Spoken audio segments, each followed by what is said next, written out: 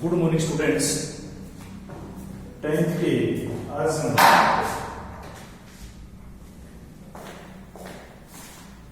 10th class के अंदर आज हम अपना मैथ करेंगे, जियोग्राफिकल मैथ। और इस मैथ के अंदर आज हम करेंगे हमारे प्रमुख दर्रे, प्रमुख पहाड़ियां, हिमालय पर्वत की प्रमुख चोटियां और पूर्वी भारत की प्रमुख चोटियों के बारे में इसका अध्ययन आज हम करेंगे। सबसे पहले हम देखते हैं ये हमारे देश का मानचित्र, जिसमें सबसे ऊपर का भाग नॉर्थ, नीचे साउथ, ये ईस्ट और ये वेस्ट। इसके अंदर क्योंकि सबसे पहले याद रखना जरूरी, अगर हम दिशाओं का ज्ञान नहीं होगा तो उसके बगैर हम किसी भी मैप को नहीं कर सकते हैं। सबसे पहले हम दिशाओं का पता होना चाहिए। मैप चाहे इंडिया का हो, वर्ल्ड का हो, हरियाणा का हो, कोई भी मैप अगर आप देखेंगे तो उस मैप का ऊपरी हिस्सा हमेशा उत्तर होता है, क्योंकि मैप पूरी दुनिया में इसी प्रकार से बनाए जाते हैं कि नॉर्थ को हमेशा ऊपर की तरफ दिखाया जाता है। जैसे जम्मू कश्मीर हमारे देश के नॉर्थ में है तो जम्मू कश्मीर को ऊपर दिखाया गया है, तमिलनाडु साउथ में है, असम, नागालैंड, मणिपुर, मिजोरम, त्रिपुरा ये पूर्व में है, गुजरात, राजस्थान ये पश्चिम के अंदर है। तो इनको इसी प्रकार से मैप के अंदर दर्शाया गया है। तो ये हमारे देश का ज्योग्राफिकल मैप है। इसके उत्तर में हिमालय पर्वत है, दक्षिण के अंदर दो सागर है, अरब सागर, और ये है हमारी बंगाल की खाड़ी। क्या कहते हैं इसको? बंगाल की खाड़ी। आपको मैंने क्लास के अंदर अंतर बताया था कि खाड़ी और सागर में अंतर क्या होते हैं। खाड़ी के किनारे गहरे और उथले होते हैं, सागर के किनारे गहरे उथले नहीं होते, क्योंकि उसके अंदर से पानी जो धीरे धीरे बढ़ता है। और जो खाड़ी के किनारे हैं उसके अंदर खड़े किनारे होते हैं, और खाड़ियों के अंदर प्राकृतिक बंदरगाहें ज्यादा पाई जाती हैं, क्योंकि जहाज जहां पर आकर के रुकती हैं इसको हम डेक बोलते हैं, और वो किनारे अगर खड़े होंगे तो वहां जहाज आकर के आराम से खड़ी हो सकती हैं। नहीं तो किनारे को काट करके वहां से मिट्टी निकाली जाती है और वहां प्राकृतिक बंदरगाहें बनाई जाती है। हमारे देश के अंदर खाड़ियों के अंदर प्राकृतिक बंदरगाहें हैं। जैसे बंगाल की खाड़ी के अंदर सबसे प्राचीन और बड़ी बंदरगाह कलकत्ता है, कच्छ की खाड़ी के अंदर कच्छ भुज बंदरगाह है, और खंबा की खाड़ी के अंदर हमारी सूरत बंदरगाह है। ये बड़ी फेमस बंदरगाह है। उसके अलावा मुंबई, मछलीपट्टनम और ये साउथ के अंदर जितनी बंदरगाहें हैं वो अलग अलग है। कोई प्राकृतिक और बहुत सी बंदरगाहों को जो सागर में है उनको काट करके बनाते हैं। तो पश्चिम में अरब सागर है, पूर्व में बंगाल की खाड़ी है, और ये नीचे है हमारा हिंद महासागर। इस सागर का नाम हमारे देश के नाम से पड़ा, हिंदुस्तान से हिंद महासागर। और दो ये छोटी खाड़ियां हैं, कच्छ की खाड़ी और खंबात की खाड़ी। अब इसके अंदर हम देखते हैं, देखिए सबसे पहले हम चलते हैं पूर्व में। जो मैंने मैप के अंदर इसमें आपको अलग अलग कलर के अंदर दिखाया है। देखिए सबसे पहले हिमालय पर्वत जम्मू कश्मीर से लेकर के और ये पूरा का पूरा यहां तक असम, अरुणाचल प्रदेश तक ये क्या है? हिमालय पर्वत। और इसकी चोटियां विश्व की सबसे ऊंची चोटियां, और इस समय आप न्यूज में देखते हैं सबसे ज्यादा बर्फबारी जम्मू कश्मीर में, हिमाचल प्रदेश में, उत्तराखंड में, नेपाल में, भूटान में, सिक्किम में वहां पर हो रही है। पूरी दुनिया के टूरिस्ट भी आकर के बर्फबारी देखते हैं। बार बार एग्जाम के अंदर आते हैं कि हिमालय पर्वत की प्रमुख चोटियां। तो शुरुआत करते हैं हम हिमालय पर्वत की सबसे ऊंची चोटी से। तो देखिए ये मैंने इसको अलग कलर दिखाई है, ये नेपाल है। कौन सा देश है ये? नेपाल हमारा पड़ोसी देश है। और ये है भूटान, और ये बीच में सिक्किम भी, सिक्किम भारत का हिस्सा है। यहां देखो, ये यहां माउंट एवरेस्ट, ये दुनिया की सबसे छोटी ऊंचाई देखो, इसमें 8,848 मीटर, 8,848 मीटर माउंट एवरेस्ट कहां है? नेपाल के अंदर। ये 8,848 मीटर हिमालय पर्वत की सबसे ऊंची चोटी। और दूसरी हिमालय पर्वत की चोटी ये है। K2, इसको बोलते हैं शॉर्ट में K2, वैसे इसका नाम गार्डविल ऑस्टिन। 8,611 मीटर, 8,611 मीटर ऊंची हिमालय पर्वत की ये दूसरी सबसे बड़ी ऊंची चोटी है। देखिए इसके अंदर हिमालय पर्वत की सबसे ऊंची चोटी माउंट एवरेस्ट 8,848 मीटर कहां पर है? नेपाल में। दूसरी सबसे बड़ी ऊंची चोटी K2 8,611 मीटर कहां पर है? भारत के अंदर है। लेकिन ये जो हिस्सा है ये एट प्रेजेंट भारत में नहीं, इसको हम बोलते हैं PO। इसको दानेदार दिखाता हूं मैं, ये देखिए ये जो हिस्सा है ये हमारे पास नहीं, इसको बोला जाता है POK। पाकिस्तान ने इसके ऊपर वैध रूप से कब्जा कर रखा है तो इसको POK कहा जाता है। ये गार्डविल ऑस्टिन। तो सबसे ऊंची चोटी माउंट एवरेस्ट नेपाल में, दूसरी सबसे ऊंची चोटी K2 भारत में हिमालय पर्वत की। एग्जाम में है कि भारत की सबसे ऊंची चोटी कौन सी है? K2 है। विश्व की सबसे ऊंची चोटी माउंट एवरेस्ट। और हिमालय पर्वत की दूसरी सबसे ऊंची चोटी भी किस देश में है? हमारे देश के अंदर। अब इस हिमालय पर्वत की दो चोटियों के बारे में ये धौलागिरी, ये भी नेपाल के अंदर ही है, माउंट एवरेस्ट से थोड़ा इधर है, 8,172 मीटर ऊंची है। दूसरी नंदा देवी 7,817 मीटर है, ये उत्तराखंड में। नंदा देवी 7,817 मीटर ऊंची चोटी उत्तराखंड में। धौलागिरी 8,172 मीटर ऊंची नेपाल में। और कंचनजंगा एग्जाम में बार बार आती है 8,548 मीटर। कितनी है? 8,548 मीटर ऊंची चोटी कंचनजंगा ये रही, सिक्किम में है। भूटान और नेपाल के बीच में क्या है? ये हमारा सिक्किम है। और सिक्किम के अंदर ये अगर एक्चुअल में देखें तो भारत की सबसे ऊंची चोटी क्या हुई? कंचनजंगा। क्योंकि K2 तो फिलहाल भारत में नहीं है। इधर वाले हिस्से पर पाकिस्तान का कब्जा है, इधर वाले पर चीन का। इसको बोलते हैं POK, पाक ऑक्युपाइड कश्मीर। और ये इस पर चीन ने अवैध रूप से कब्जा कर रखा है। यहाँ पर दो लाइन है, LOC लाइन ऑफ कंट्रोल, और इसको बोलते हैं LAC line of actual control. तो ये हिमालय पर्वत की हमारी प्रमुख चोटियां दो बार रिपीट कराता हूं। माउंट एवरेस्ट नेपाल में है 8,848 मीटर, कंचनजंगा भारत में है 8,598 metre, Dhaulagiri 8,172 metre, Nanda Devi 7,817 metre Uttarakhand में है, और K2 जम्मू कश्मीर में 8,611 मीटर। ये तो थी हमारी हिमालय पर्वत की प्रमुख चोटियां। अब चलते हैं पूर्व में। पूर्व के अंदर जो हमारी पहाड़ियां गारो, खासी, जैंतिया, लुसाई, मिजो, पटगोई, गुम। देखिए गारो की पहाड़ियां हैं कहां है? मेघालय में, जहां पर विश्व की सबसे ज्यादा बारिश होती है। मासिनराम एक जगह है जो मेघालय के अंदर, यहां पर पहाड़ियां है गारो। उसके आगे थोड़ा आगे चलते हैं, कुछ असम में है, कुछ नागालैंड का हिस्सा लगता है इसमें खासी, और खासी के बिल्कुल नीचे जैंतिया। इनको याद कैसे करते हैं? गारो, खासी, जैंतिया मेघालय में, कुछ नागालैंड में, कुछ मिजोरम में। गारो, खासी, जैंतिया। ऊपर नागालैंड में नागा पहाड़ियां, और अरुणाचल प्रदेश में पटगोई बुम, और नीचे मणिपुर में लुसाई, और मिजोरम में मिजो की पहाड़ियां। तो ये गारो, खासी, जैंतिया, पटगोई बुम, लुसाई और मिजोरम के अंदर ये मिजो की हमारी प्रमुख पहाड़ियां हैं। और इसके बाद आते हैं फिर हम हमारे देश की और जो पर्वत श्रृंखलाएं हैं, और इसके हिमालय के बाद जो सबसे बड़ी पर्वत श्रृंखला हमारे देश के अंदर है वो है अरावली। ये इसको ये क्या नाम है? अरावली, जिसकी थोड़ी बहुत शाखाएं हमारे हरियाणा के अंदर भी पाई जाती है। देखो ये गुजरात से लेकर हरियाणा तक फैली हुई है। ज्यादातर इसकी प्रमुख शाखाएं हैं वो है राजस्थान में, और इनकी फैली इसी तरह से हुई है। देखो ऐसे किधर? समुद्र से हिमालय की तरफ, स्थल की तरफ फैली हुई, यानी कि दक्षिण से उत्तर की तरफ है। और जो मानसूनी पवनें हैं वो चलती हैं अरब सागर से, खंबात की खाड़ी से, और इसके मानसूनी पवनों के पैरेलल फैली हुई हैं।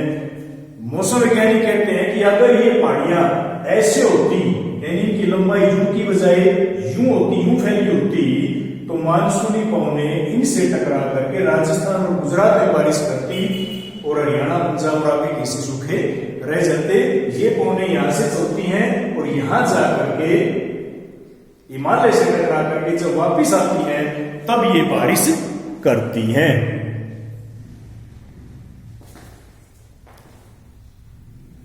तो ये अरावली पर्वत श्रृंखलाएं जो आप कभी जयपुर जाएं तो ट्रेन से जाएं, बस से, रोड के दोनों तरफ और रेलवे लाइन के दोनों तरफ आपको पूरे राजस्थान के अंदर पहाड़ी श्रृंखलाएं मिलेंगी।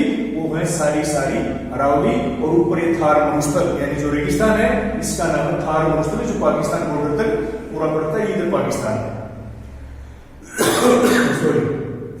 फिर आगे बीच में आई हमारी विंध्याचल श्रृंखलाएं जो गुजरात, मध्य प्रदेश और आगे उत्तर प्रदेश तक फैली हुई है। और उसके नीचे सतपुड़ा के पहाड़ियां, सतपुड़ा के जंगल, ये उत्तर और दक्षिण भारत को अलग अलग करते हैं। सतपुड़ा से ऊपर उत्तर का मैदान और सतपुड़ा से नीचे दक्कन का पठार, देखो ये। और इस प्रकार की ट्रेंगल बनती है, इसको बोलते हैं डेक्कन एरिया, दक्कन का पठार, जिसमें काली मिट्टी और लाल मिट्टी ज्यादा पाई जाती है। देखो ये दक्कन का पठार, ये नीचे वाला है, सतपुड़ा से बिल्कुल नीचे दक्कन का पठार, सतपुड़ा से ऊपर उत्तर का मैदान, पश्चिम में थार मरुस्थल और पूर्व के अंदर आ जाता है फिर हमारा छोटा नागपुर का इलाका, वो दूसरे मैप में हम करेंगे जिसमें माइनिंग वाला हमारा है। और नीचे हम चलते हैं साउथ में, ये बीच में विंध्याचल आ गया, विंध्याचल और सतपुड़ा राजस्थान में, अरावली, और नीचे आएगी नीलगिरी की पहाड़ियां। और इन नीलगिरी की पहाड़ियों की जो ऊंची चोटी आ गई दो, दादा बेटा और अन्नामुदई। दादा बेटा की ऊंचाई है 2637 मीटर और अन्नामुदई की है 2695 मीटर। ये उट्टी वगैरह जो साउथ के बड़े टूरिस्ट प्लेसेस हैं वो यहीं पर हैं साउथ के अंदर। तो ये हमारी प्रमुख पर्वत श्रृंखलाएं थी। अब देखो बेटा इसमें चलते हैं नदियां, इसमें हमने प्रमुख नदियां करवाई। देखिए इसके अंदर ये है हमारी सिंधु नदी और इस प्रांत का नाम पंजाब यानी 5 नदियों का जो क्षेत्र उसको बोलते हैं पंजाब। और पंजाब के अंदर 5 नदियां आज वर्तमान हरियाणा, वर्तमान हिमाचल प्रदेश, पंजाब और इतना ही बड़ा रह गया पाकिस्तान में। इस पूरे का नाम था पंजाब। इस पूरे पंजाब क्षेत्र के अंदर हम इन चीजों को देखते हैं। देखिए पंजाब का नाम क्यों पड़ा, इन 5 नदियों के नाम से ही इस प्रांत का नाम पड़ा पंजाब।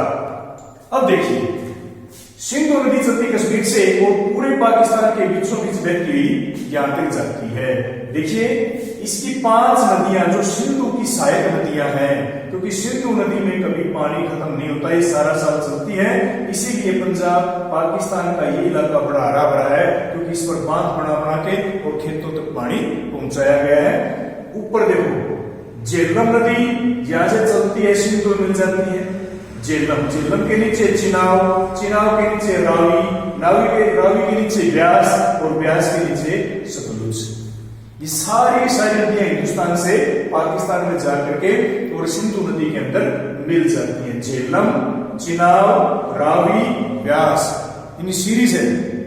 झेलम, चिनाव, रावी, व्यास और सतलुज, और ये सब जाकर के सिंधु मिल जाती है और आगे जाकर के फिर ये कच्छ की खाड़ी में गिरती हैं। तो ये थी हमारी पंजाब की 5 नदियां। अब आते हैं भारत की सबसे लंबी नदी गंगा।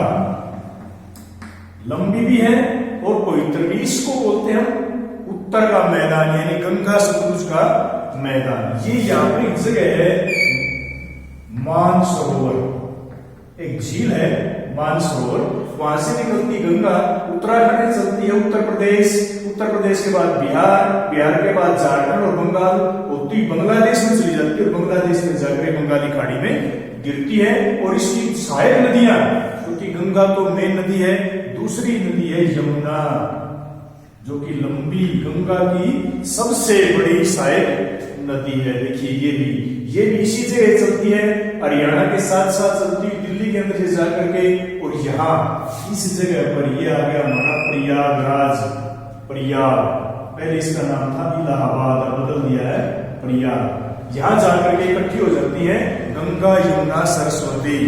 अब सरस्वती तो अंडरग्राउंड है, ऊपर दिखती नहीं, बाकी ये दो नदियां आगे जाकर बन जाती हैं गंगा। तो यमुना नदी गंगा की सबसे बड़ी सहायक नदी है। ऊपर से भी आते हुए ये गंडक, घाघरा और कोसी, इसका नाम गंडक, ये घाघरा और ये कोसी। ये तीनों नदियां नेपाल से आती हैं और ये आकर के गंगा नदी में मिल जाती है। गंगा मिलने के बाद ये भी सारी क्या बन जाती हैं, गंगा। और इधर से भी नदियां चलती हैं, ये चंबल और ये बेतवा। चंबल और बेतवा ये दोनों यमुना नदी की सहायक नदियां हैं। देखो, यमुना नदी गंगा की सहायक नदी, गंडक, घाघरा, कोसी ये भी गंगा की सहायक नदी, चंबल और बेतवा ये दोनों किसकी हैं, ये यमुना की सहायक नदियां हैं, जो जाकर के पहले यमुना मिलती है और यमुना जाकर के मिल जाती है गंगा में। अब आते हैं हम कि हमारे दर्रे, क्योंकि पहाड़ों के अंदर से आने जाने के जो रास्ते होते हैं उनको बोलते हैं बेटा दर्रे। और सबसे पहले हम करेंगे जम्मू कश्मीर में। देखो ये रहा, ऊपर लिखे हैं मैंने भूज जिला, ये रहा जम्मू कश्मीर के अंदर। ये इन पहाड़ों के अंदर से जो पास होते हैं और इस मौसम के अंदर वो हो जाते हैं बंद, क्योंकि बर्फबारी बहुत ज्यादा होती है। पहाड़ों के अंदर से आने जाने के रास्तों बोलते हैं दर्रे। ये बुर्जिला दर्रा, ये रहा बुर्जिला दर्रे के बिल्कुल नीचे पीर पंजाब, ये रहा ये पीर पंजाब दर्रा। और पीर पंजाब दर्रे के नीचे है जोजिला। ये सब कश्मीर के अंदर ही तीनों देखो, बुर्जिला, पीर पंजाब, जोजिला, और जोजिला के नीचे है बनिहाल। ये रहा बनिहाल। बुर्जिला दर्रा, पीर पंजाब दर्रा, जोजिला दर्रा और बनिहाल दर्रा, ये दर्रे जम्मू कश्मीर के अंदर है। और अब आगे है, देखो यार ऊपर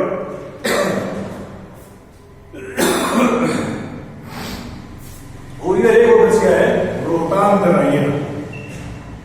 ये रहा रोहतांग दर्रा।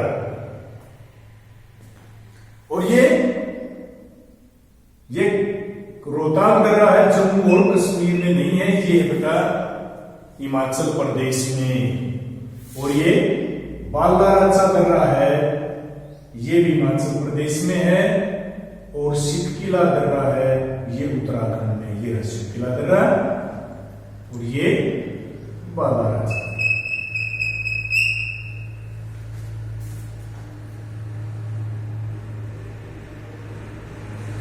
ये हमारे प्रमुख दर्रे हैं। देखो यार, फिर दोबारा करता हूं, बुर्जिला दर्रा, पीर पंजाब दर्रा, जोजिला दर्रा, बनिहाल दर्रा जम्मू कश्मीर में है, रोहतांग हिमाचल प्रदेश है, बालाराचा हिमाचल में है, और सिटकिला आपके उत्तराखंड के अंदर है। अब आगे हम नाथुला और जेपला।